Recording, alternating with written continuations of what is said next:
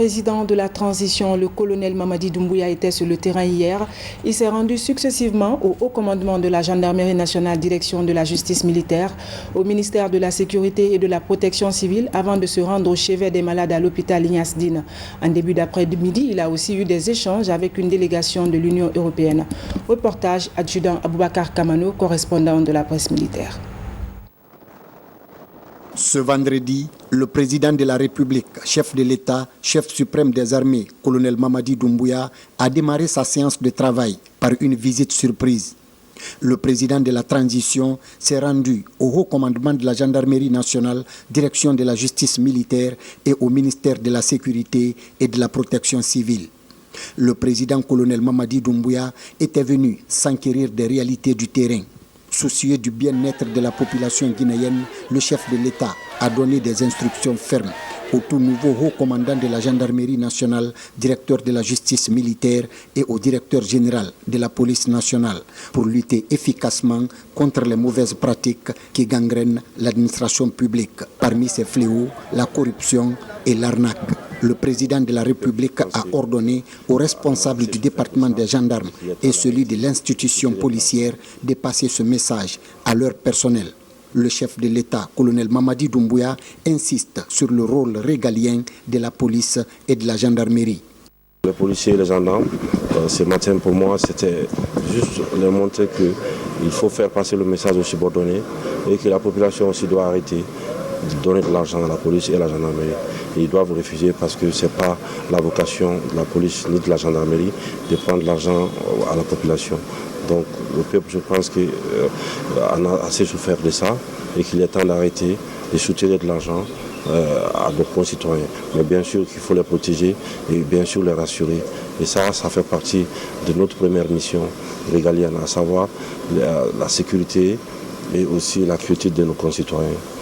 Peu après cette visite de travail à la gendarmerie et à la police, le chef de l'État a reçu en audience au palais présidentiel Roi Mohamed V une délégation de l'Union européenne composée des représentants de la France, de l'Allemagne, de l'Italie, entre autres. Ces émissaires sont porteurs de messages de leur organisation et de leurs pays respectifs. Nous comprenons que la situation n'est pas facile actuellement à gérer. Comme vous l'avez dit, Monsieur le Président, les errements de la gouvernance précédente avaient déjà été signalés par nous en privé, semi-public et même en public. Et donc, nous avons effectivement une idée très claire de la situation de votre pays jusqu'à tout récemment. Pour cela, vous pouvez compter sur notre appui, Monsieur le Président, Monsieur le Ministre, parce que nous pensons qu'effectivement le socle de cette légitimité future dans l'ordre constitutionnel à venir de la Guinée passe pour avoir un instrument parfaitement bien huilé et utile qui s'appelle un processus électoral tranquille, apaisé. Ça ne doit pas être traumatique comme il a été malheureusement dans certains moments de l'histoire. Nous attendons la mise en place de tous ces organes, y compris de son gouvernement, parce que c'est à partir de là que nous connaîtrons la feuille de route et le plan d'action dans lesquels nous pourrons trouver des niches où nous pourrons effectivement contribuer. Nous espérons que ceci sera rapidement fait et nous nous empresserons à avoir un dialogue avec vous pour savoir les modalités de cette coopération.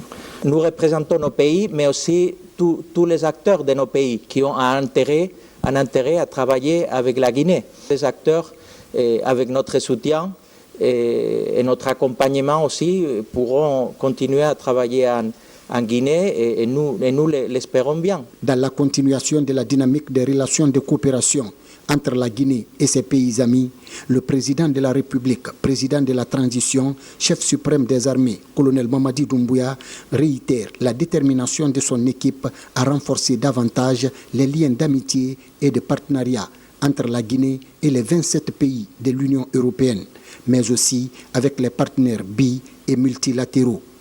Ces dernières années, le pouvoir d'État a été personnalisé et l'administration publique politisée. La justice était instrumentalisée et les droits et libertés publiques confisqués. L'appauvrissement des populations s'est accentué par des mesures inopportunes. C'est face à ces périls que le Comité national du Rassemblement pour le développement a décidé de prendre ses responsabilités pour ouvrir une ère nouvelle à la Guinée, une ère d'unité et de rassemblement autour de l'essentiel, une ère de liberté, d'espoir et d'espérance pour tous les Guinéens. Il s'agit de réconcilier les Guinéens et de bâtir des institutions fortes, gage de démocratie, de l'état de droit et de bonne gouvernance. Il s'agit aussi de refonder l'administration pour se faire un levier de développement et d'édifier les bases d'une justice d'indépendance et accessible à tous. Je voudrais encore une fois vous donner des éléments de compréhension de la situation qui vivait notre pays. À la lumière de ces consultations que nous avons organisées avec les acteurs de la vie nationale, nous avons élaboré et promulgué une charte de la transition dont les organes sont en voie d'être mis en place. Nous sommes conscients que la question du délai de la transition cristallise les débats et les attentions. Sur ce sujet, je voudrais réitérer devant vous, messieurs les ambassadeurs, que notre volonté ferme et inaltérable est de mettre les Guinéens ensemble pour décider de l'avenir qu'ils souhaitent pour leur pays et des fondations irréversibles qui doivent être posées pour ce faire. C'est en tenant compte de cette exigence qu'un chronogramme réaliste et consensuel sera élaboré avec l'ensemble des forces vives du pays. Dans cette œuvre, nous espérons bénéficier de l'accompagnement de l'Union européenne. Je vous donne l'assurance que le Comité national du Rassemblement pour le développement et le gouvernement seront à l'écoute de vos préoccupations, de vos conseils et de vos recommandations, parce que nous avons un destin lié et un avenir partagé. Au sorti de cette audience, le président de la République s'est aussi rendu en fin de matinée au chevet des malades hospitalisés à l'hôpital Ignace Dine. Le chef de l'État est vivement accueilli dans ce centre hospitalier. Dans la cour, un homme d'une 60aine d'années environ est ému par la présence du chef de l'État. Il donne 2 rakats avant de fondre en larmes. Il est consolé par le colonel président Mamadi Doumbouya. Poursuivant sa visite dans les locaux de cette structure hospitalière, le président de la transition rehausse à tour de rôle le moral des malades alités. Je suis très contente, je ne peux même pas parler, tellement que contente. Ça m'a soulagé, je suis très contente, ça m'a soulagé beaucoup. Président Maranak Landenka, Obradianye, Alhamdulillah, Rablamina, Ne kuma jantel ne fe nyedu awule kalaye. Ala la kana, ala jamana la kana bulo, ala jamana kono di la kana bulo. Ala ba si kanara. Aduma abradi ala nya ala ba di aran fenyen. Ala jangar to mi yamula ala ba wi basidambulo.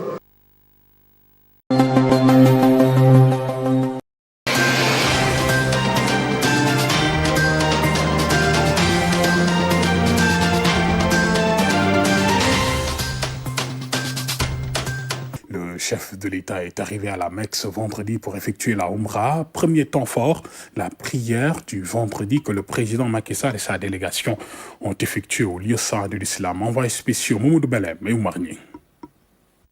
Arrivé ce matin, le chef de l'État et la première dame ont eu droit à un accueil honorable au pavillon présidentiel de l'aéroport de Jeddah.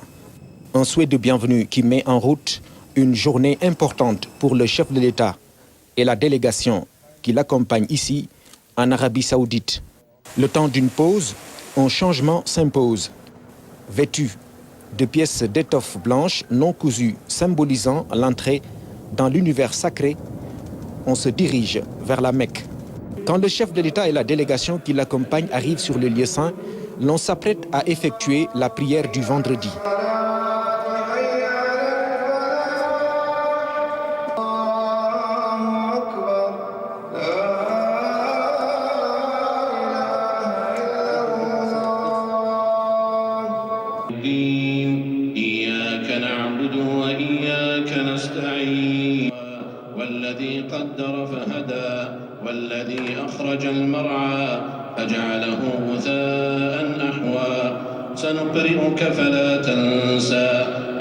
C'est donc bien naturellement que tous se joignent aux fidèles présents pour prier. 2 rakas à l'issue desquels des prières ont été formulées. Un instant qui annonce d'autres temps forts de la Umrah du président de la République Macky Sall.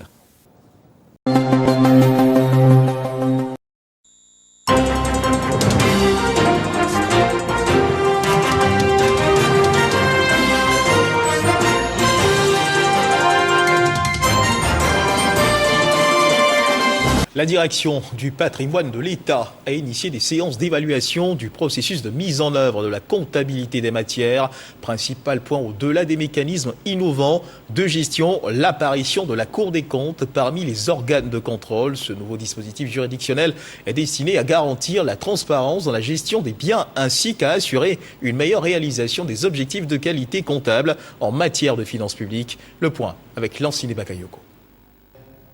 S'il est vrai que la grande problématique, c'est l'optimisation des finances publiques, ces échanges avec les gestionnaires du patrimoine de l'État à Bingerville répondaient davantage à un double impératif. Renforcer les outils de gestion des biens publics et favoriser la coopération entre les acteurs sectoriels impliqués dans la mise en œuvre de la comptabilité des matières. La comptabilité des matières, c'est une nouvelle matière qu'on ne connaissait pas forcément.